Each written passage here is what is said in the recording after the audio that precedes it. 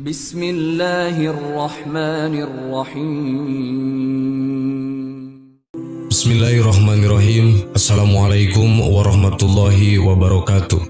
Sahabat yang beriman, wanita merupakan makhluk yang sangat dimuliakan dan berkedudukan tinggi di sisi Allah dan Rasul-Nya. Sampai-sampai ada satu surat dalam Al-Quran yang dinamakan surat An-Nisa yang berarti wanita. Hal ini menjadi bukti bahwa wanita begitu spesial bagi Allah Subhanahu wa Ta'ala karena mendapat perhatian lebih dalam Al-Quran.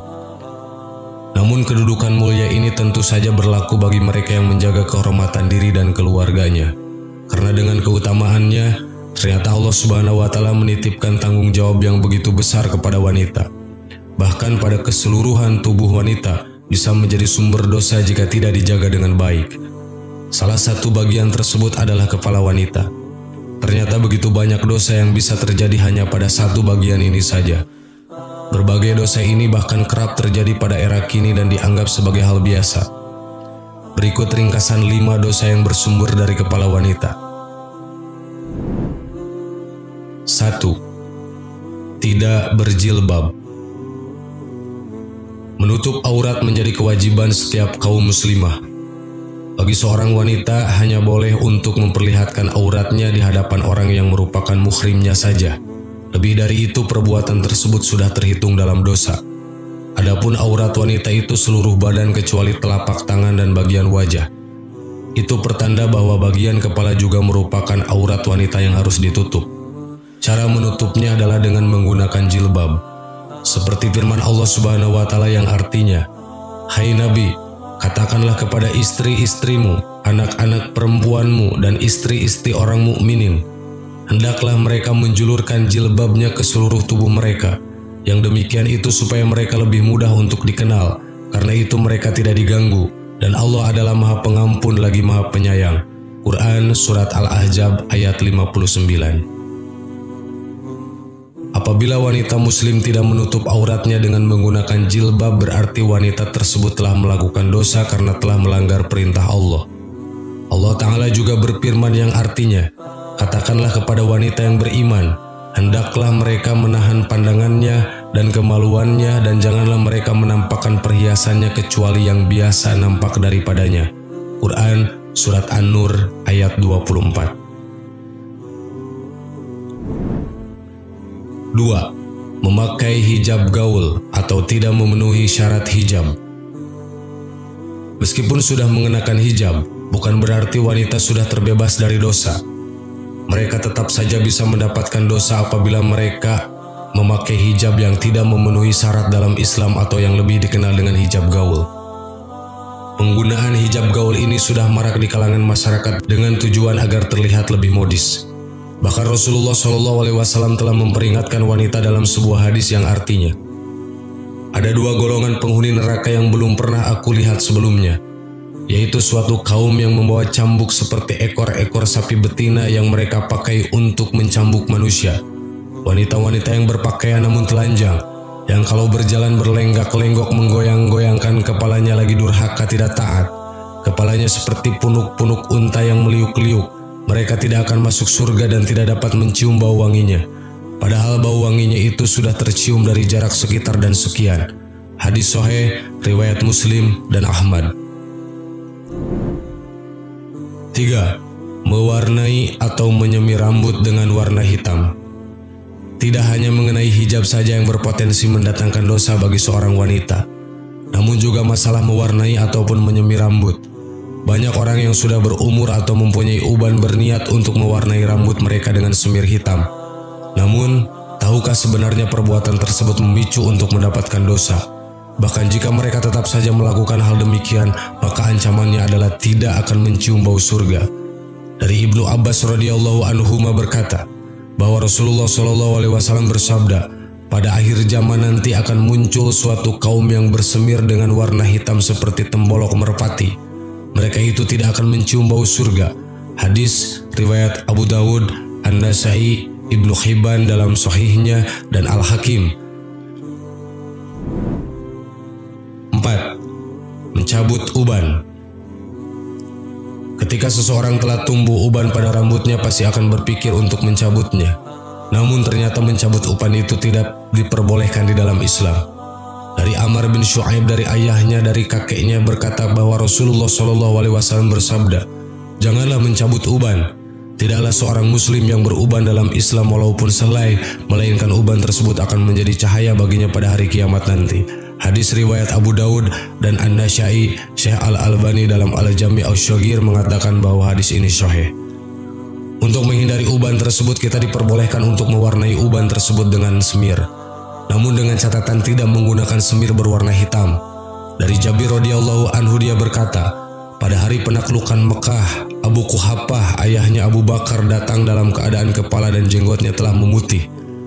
Lalu Rasulullah SAW bersabda, "Ubahlah uban ini dengan sesuatu, tetapi hindarilah warna hitam." Hadis riwayat Muslim. 5. Menyambung rambut. Banyak tren yang terjadi pada saat ini, salah satunya adalah dengan menyambung rambut. Namun bolehkah menyambung rambut? Jawabannya adalah tidak. Hal ini tertera dalam hadis yang diriwayatkan oleh Bukhari nomor 5591 dan Muslim nomor 2122. Dari Asma binti Abi Bakar, ada seorang perempuan yang menghadap Rasulullah SAW lalu berkata, "Telah kunikahkan anak gadisku, setelah itu dia sakit sehingga semua rambut kepalanya rontok dan suaminya memintaku segera mempertemukannya dengan anak gadisku. Apakah aku boleh menyambung rambut kepalanya?" Rasulullah lantas melaknat perempuan yang menyambung rambut dan perempuan yang meminta agar rambutnya disambung. Sahabat yang beriman, itulah 5 dosa yang bersumber dari kepala wanita. Semoga bermanfaat untuk menambah pengetahuan kita semua dan dapat dijadikan pelajaran untuk menjadi lebih baik lagi ke depannya. Amin. Wallahu a'lam. Assalamualaikum warahmatullahi wabarakatuh.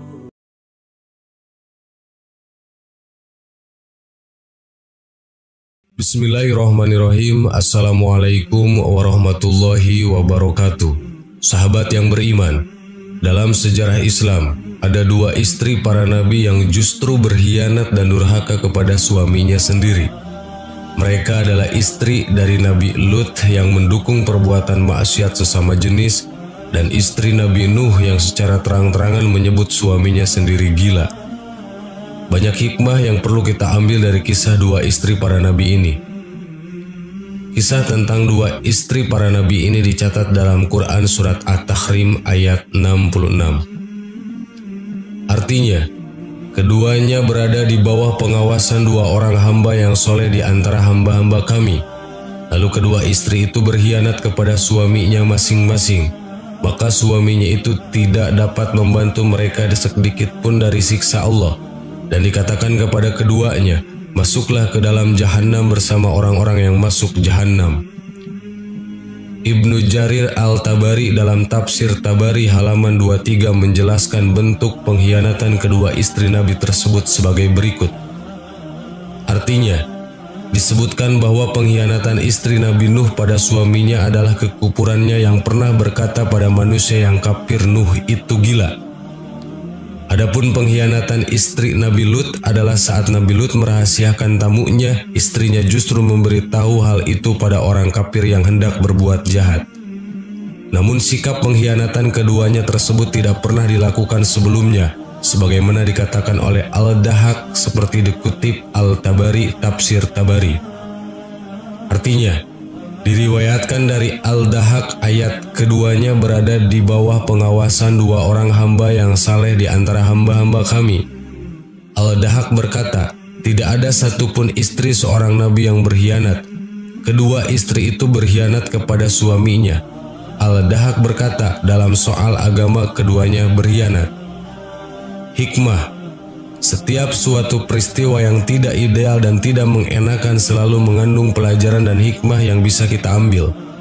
Begitu juga dalam kasus kafirnya sebagian kerabat dan keluarga Nabi terdahulu yang antara lain sebagai berikut. 1. Allah menguji Nabi Lut melalui istrinya untuk mengangkat derajat dan meninggikan statusnya dengan sikap Nabi Lut yang ridho dan sabar atas semua cobaan tersebut. Sebagaimana cobaan itu juga menimpa Nabi Ibrahim dengan kekufuran ayahnya. Quran Surat At-Taubah ayat 114. Dan Nabi Nuh dengan anaknya lelaki. Quran Surat Hud ayat 42. Dan istrinya At-Tahrim ayat 66. 2. Sebagai motivasi dan penghibur bagi orang yang mendapatkan musibah. Dengan sikap anak yang durhaka atau kerabat yang membangkang, walaupun segala usaha sudah dilakukan untuk memperbaiki mereka, ini artinya bahwa hidayah adalah milik Allah. Manusia hanya berusaha maksimal. 3. Bahwa setiap manusia bertanggung jawab penuh atas segala perbuatannya.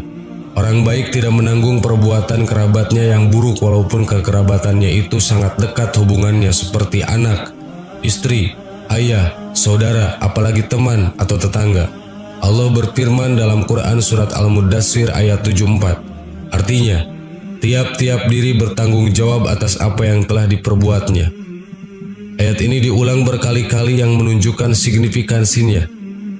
Lihat misalnya pada Quran surat Ar-Ra'd ayat 33, Al-Ghafir ayat 17, Al-Jasiyah ayat 22, Al-Baqarah ayat 281, Ali Imran ayat 25, Al-An'am ayat 164. Sahabat yang beriman, itulah hikmah yang bisa kita ambil dari kisah tentang pengkhianatan dua istri para nabi. Semoga menjadi tambahan ilmu buat kita semua. Amin. Allahu a'lam. Assalamualaikum warahmatullahi wabarakatuh.